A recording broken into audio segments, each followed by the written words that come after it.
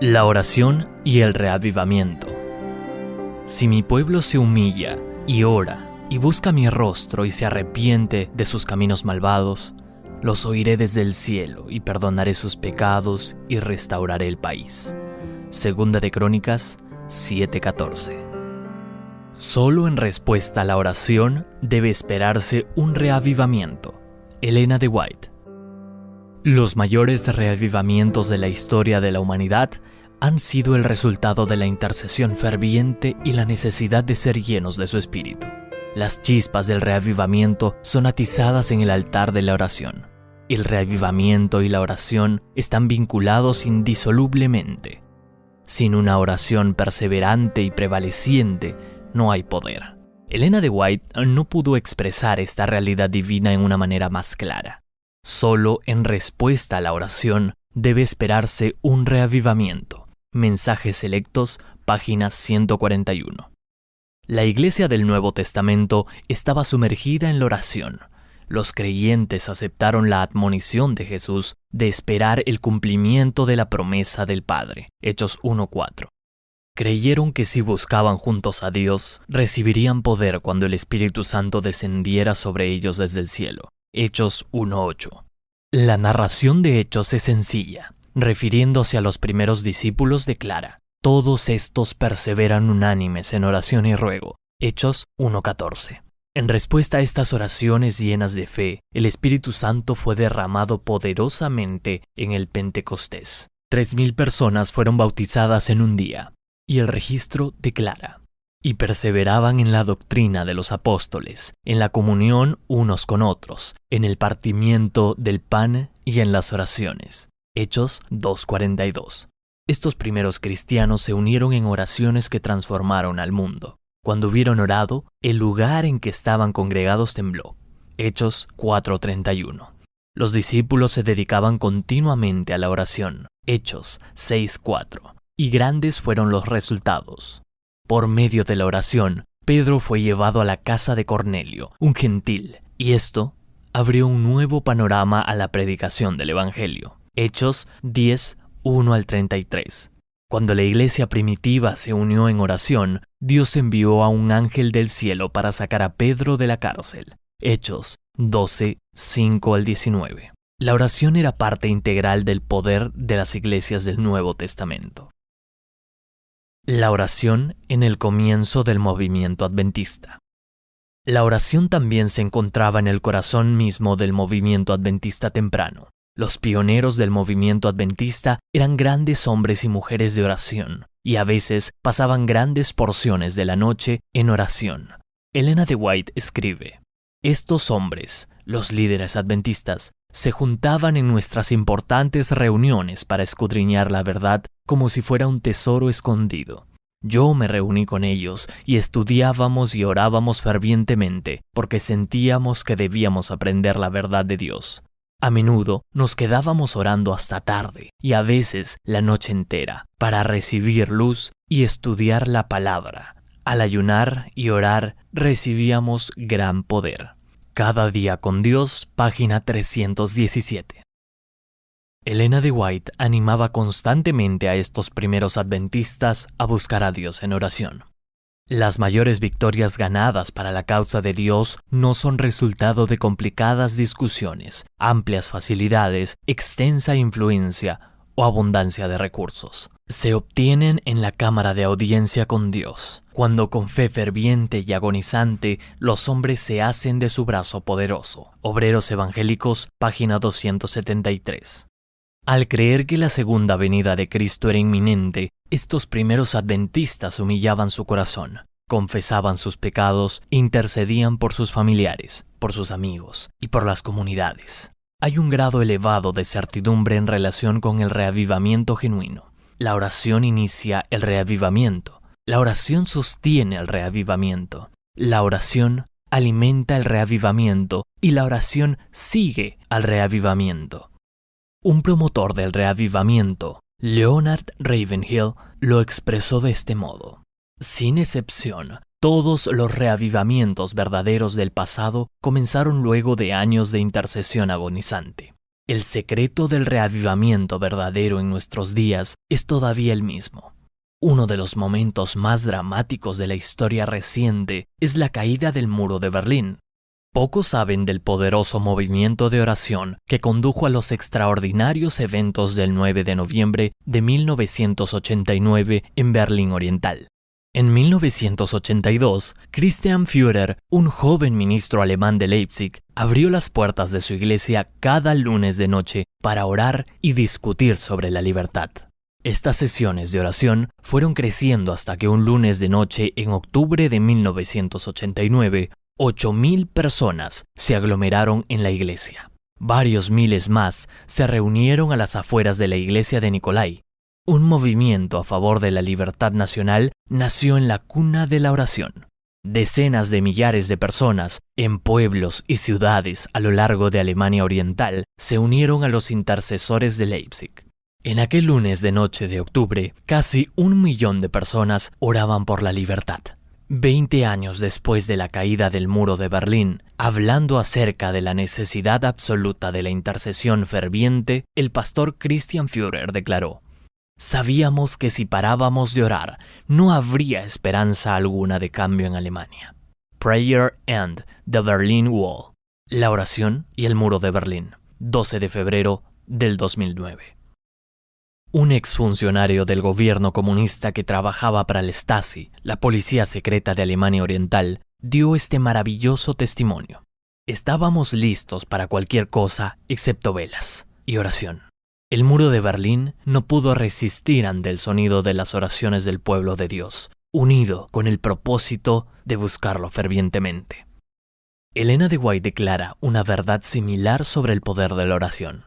Al sonido de la oración ferviente, toda la hueste de Satanás tiembla. Testimonios para la Iglesia, tomo 1, página 309.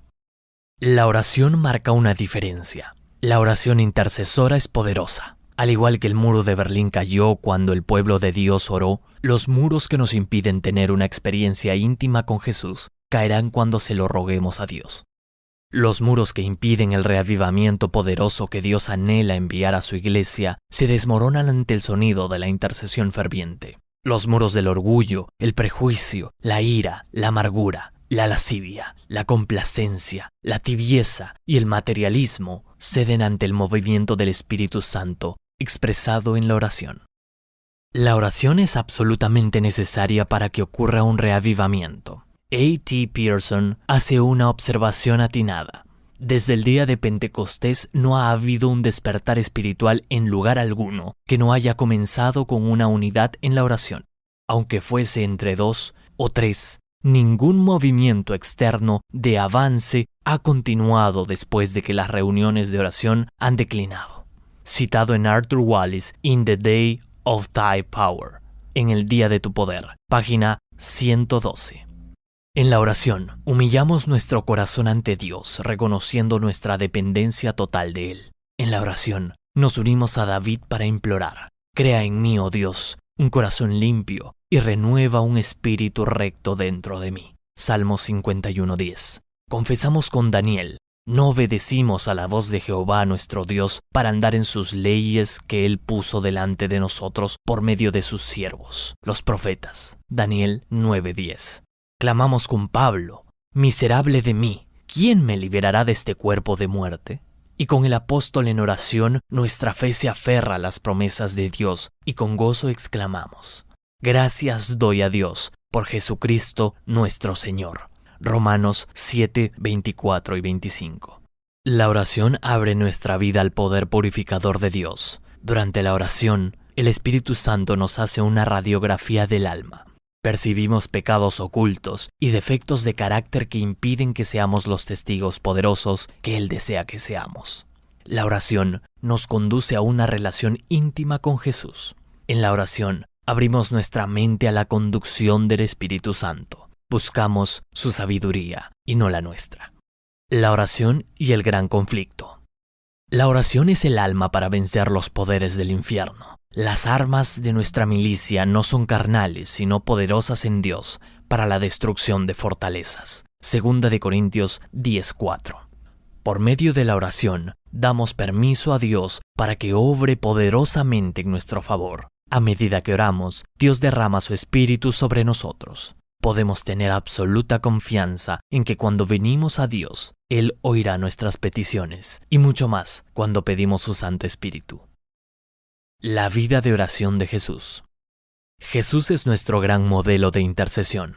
Era su costumbre retirarse a un lugar apartado para orar. Buscaba a Dios y le pedía fortaleza para enfrentar los desafíos del día. Rogaba a su Padre que le diera fuerzas para vencer las tentaciones de Satanás. El Evangelio de Marcos registra uno de los momentos de oración de Jesús en la madrugada con estas palabras. Levantándose muy de mañana, siendo aún muy oscuro, salió y se fue a un lugar desierto. Y allí oraba. Marcos 1:35. Si Jesús, el divino Hijo de Dios, entendía que necesitaba orar, ¿no necesitaremos nosotros orar mucho más en nuestra vida? Jesús reconocía que el poder espiritual interior proviene de la oración. El Evangelio de San Lucas registra los hábitos de Jesús respecto de la oración. Mas él se apartaba a lugares desiertos y oraba. Lucas 5:16. El Salvador renovaba diariamente su relación con su Padre por medio de la oración. Una vida de oración le dio a Jesús el valor y la fortaleza para enfrentar la tentación. Salía de esas sesiones de oración con frescura espiritual y una determinación más profunda de hacer la voluntad del Padre. Si Jesús, el divino Hijo de Dios, necesitaba pasar tiempo en la presencia de Dios para vencer las fieras tentaciones de Satanás, ciertamente nosotros necesitamos, con mayor urgencia aún, pasar tiempo en la presencia de Dios. Jesús nunca estaba demasiado ocupado como para no orar. Su agenda no estaba tan llena como para no poder dedicar tiempo a su Padre en comunión. Nunca tenía tanto que hacer que tuviera que entrar y salir apresuradamente de la presencia de su Padre. Jesús salía de esos momentos íntimos con Dios con nueva fuerza espiritual. Estaba lleno de poder porque dedicaba tiempo a la oración. R.A. Torrey lamenta el ajetreo del cristianismo de hoy, que a menudo resulta tan falto de poder. Él declara: estamos demasiado ocupados para orar y por lo tanto estamos demasiado ocupados como para tener poder. Tenemos una gran cantidad de actividades, pero logramos poco. Muchos servicios, pero pocas conversiones. Mucha maquinaria, pero pocos resultados. Elena de White concuerda. Muchos, aún en sus movimientos de devoción, no reciben la bendición de la verdadera comunión con Dios. Están demasiado apurados. Con pasos presurosos, penetran en la amorosa presencia de Cristo y se detienen tal vez un momento dentro de ese recinto sagrado, pero no esperan su consejo. No tienen tiempo para permanecer con el Divino Maestro. Vuelven con sus preocupaciones al trabajo. La educación, página 260. El hecho es que no podemos enfrentar al diablo con nuestras propias fuerzas. La oración es la respuesta. Por medio de la oración, Dios nos sumerge en su presencia y en su poder. Por medio de la oración, toca los corazones de nuestros seres amados. Armados de la oración, podemos enfrentar al enemigo en tiempo del fin. Sin oración constante, no podremos vivir en santidad durante el tiempo del fin. Cuando se quebranta nuestra conexión con Dios, nuestro poder que viene de Dios se interrumpe. Cuando hay poca oración, hay poco poder. La oración es nuestro humilde reconocimiento de que no podemos vivir la vida cristiana sin sus fuerzas. Es la admisión de nuestra incapacidad para enfrentar solos las tentaciones de Satanás. Por medio de la oración, somos más que capaces de rechazar las tentaciones de Satanás. El diablo no puede vencer al Hijo de Dios que ora y confía. De rodillas, en ruego a Dios, experimentaremos milagros. Veremos la mano de Dios de un modo milagroso. Tal como Jesús, saldremos de estos encuentros de oración refrescados y vigorizados. Sentiremos que Dios obra por medio de nuestras oraciones para transformar también la vida de los que nos rodean. ¿Desea vivenciar una nueva experiencia espiritual? ¿Está cansado de la complacencia espiritual? ¿Anhela un reavivamiento espiritual en su vida, familia e iglesia? Recuerda esta promesa de Jesús. Pues si vosotros, siendo malos, sabéis dar buenas dádivas a vuestros hijos, ¿cuánto más vuestro Padre Celestial dará el Espíritu Santo a los que se lo pidan? Lucas 11:13. Día 1. Mi decisión. Considerando que no hay reavivamiento sin una vida de oración, hoy decido separar en mi agenda diaria un tiempo exclusivo para la oración. Le abriré mi corazón a Dios y hablaré con Él como a un amigo, donde pueda confesar mis faltas y alcanzar su perdón.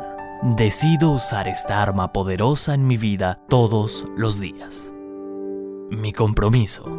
Me comprometo a no descuidar la oración y ayudar a mi familia a buscar el reavivamiento en sus vidas mediante este hábito. Ayúdame, Señor, a perseverar y a ser consecuente con este compromiso toda la vida y a no cesar hasta ver tu gloria.